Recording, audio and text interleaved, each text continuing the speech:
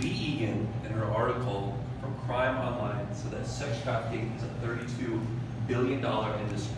Oof. And Atlanta is the largest hub in the United States.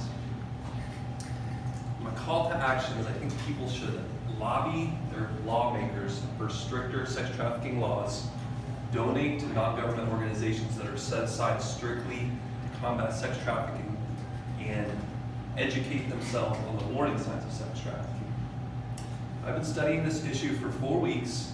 I think it's important because sex trafficking kind of gets swept under the rug aside from drug trafficking and arms trafficking. So I'm going to explain how sex trafficking works in Atlanta and what you can do to help out. So first I'll explain why sex trafficking is such a big issue. Well, primarily it destroys women's lives. Women are shipped to massage parlors and brothels in Atlanta. They have horrible conditions. They get paid next to nothing. And they are physically and mentally abused.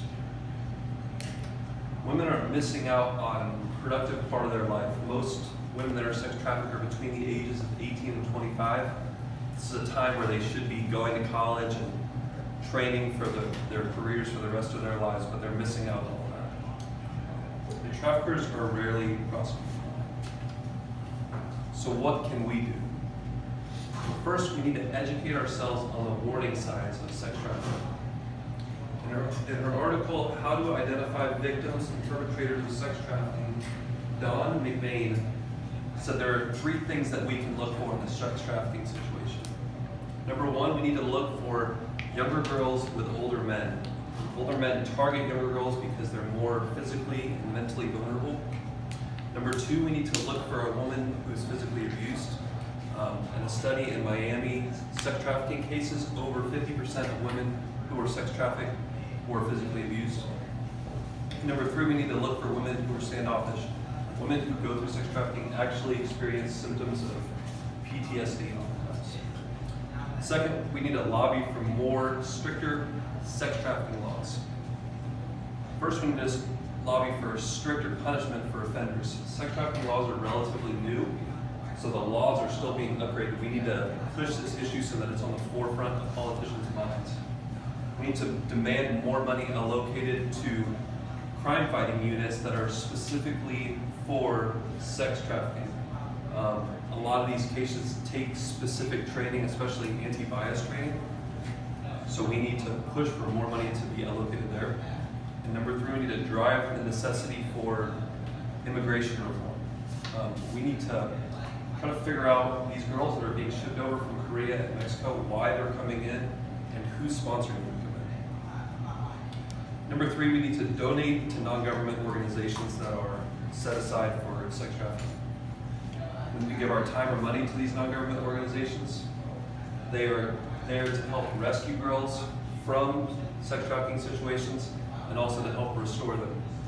So you guys can simply Google sex trafficking organizations in your city to figure out which ones help out.